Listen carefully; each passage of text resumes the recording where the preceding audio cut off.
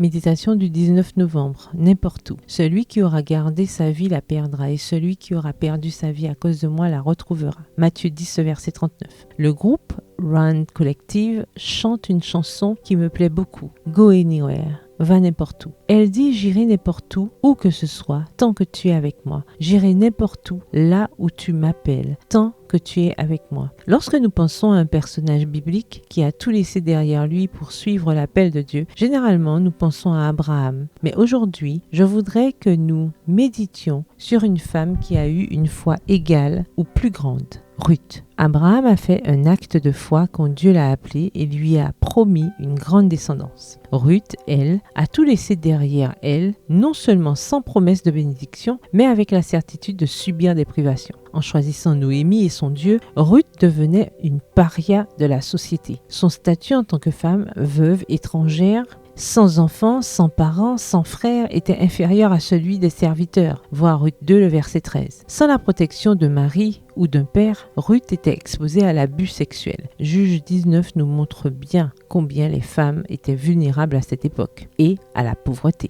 Ruth est seule et ne possède rien, écrit Phyllis Trible dans A Human Comedy, une comédie humaine. Dieu ne l'a pas appelée.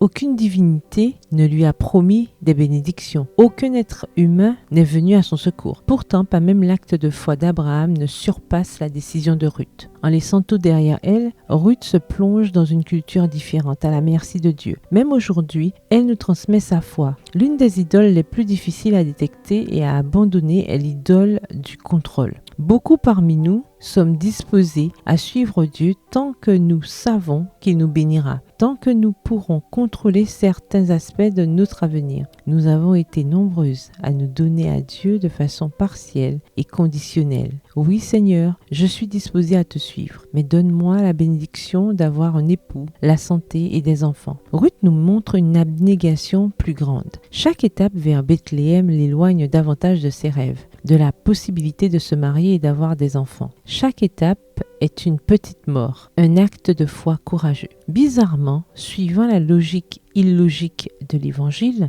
en perdant sa vie, Ruth la retrouve. Dieu accepte l'offrande de cette veuve pauvre. Voyant qu'elle est disposée à sacrifier ses rêves, Dieu les ressuscite et les ennoblit. Il permet que par la descendance de Ruth, toutes les nations de la terre soient bénies. Genèse 22, le verset 18. Prière, Seigneur, j'irai là où tu m'appelles tant que tu viens avec moi. Amen. Bonne journée, que l'Éternel vous bénisse.